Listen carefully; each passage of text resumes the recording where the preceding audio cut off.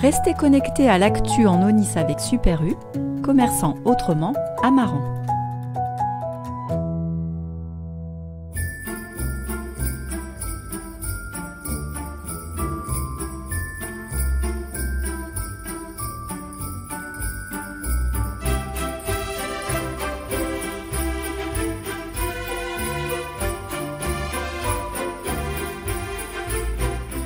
On va commencer par le nouvel opus des Vieux Fourneaux, le tome 7, où on retrouve à nouveau notre bande de quinquas anarchistes. Donc c'est toujours à la fois très drôle et en même temps très engagé politiquement et socialement. Donc une nouvelle aventure qui va faire tordre de rire de 7 à 77 ans, tout public. Voilà, il y a le deuxième film qui va sortir au cinéma en plus, donc voilà, faut pas hésiter, ça c'est une des grosses sorties de la fin d'année. On va passer sur la plus grosse sortie de l'année, le nouveau Blake et Mortimer. Donc il y a eu plusieurs versions qui sont sorties. La version normale, il y a une version bibliophile en fait, qui est limitée avec un petit ex-libris. Et là on va retrouver nos amis Blake et Mortimer à Berlin pendant la visite de Kennedy. Et on va les retrouver aussi, donc c'est à l'époque du mur de Berlin.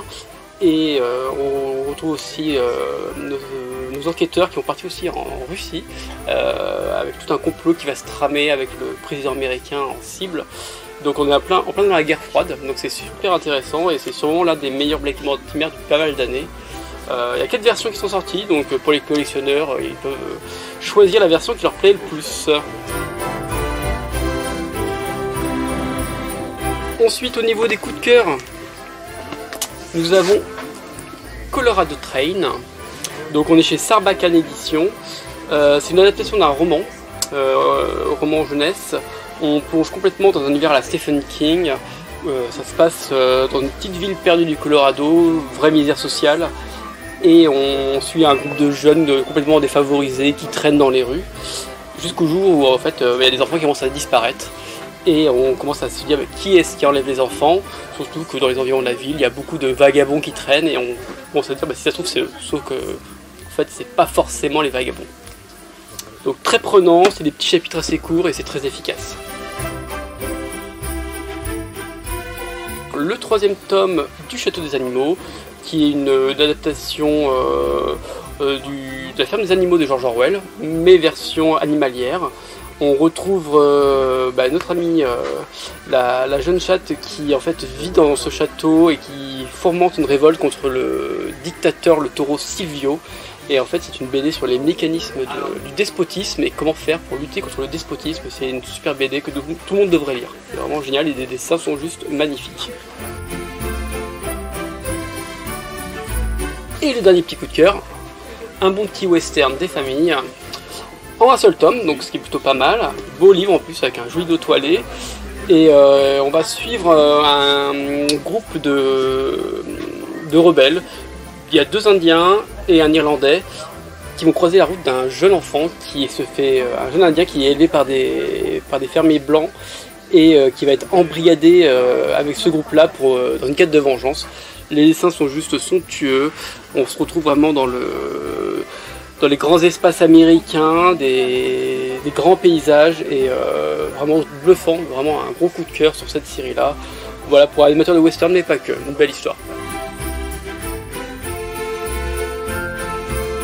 La grosse vente, bien sûr, l'inarrable Mortel Adèle, la star des cours de récré, qui revient dans un 19e tome quand même. Et donc ça c'est le coup de cœur assuré pour les plus jeunes. On retrouve notre amie Mortel Adèle, toujours aussi horrible, toujours aussi méchante, et qui plaît toujours autant. Donc ça c'est très efficace, ça plaît à tous. Et après le coup de cœur pour les petits mais les grands aussi, le Terror Island, on suit les aventures donc de Mickey et sa bande. C'est en fait l'éditeur Glénat qui a le droit de faire des histoires sur Mickey. En fait, Disney a autorisé Glénat à faire des histoires par des créateurs français. Et donc là c'est une aventure à la Indiana Jones où on suit tous les personnages dans un dessin juste incroyable. En fait c'est dessiné par Alexis Ness, mais qui est à la base un illustrateur jeunesse et qui fait des planches. Chaque case est un tableau. C'est juste incroyable. C'est une pure merveille. Donc ça, pour les petits et les grands, c'est partir à l'aventure. C'est incroyable, quoi. Puis en plus, c'est un très très beau livre. Pareil, ils font beau dos toilé, jolie couverture. Donc Terror Island, une aventure terrifiante de Mickey Mouse par Alexis Ness. Ça, c'est à mettre sous le sapin.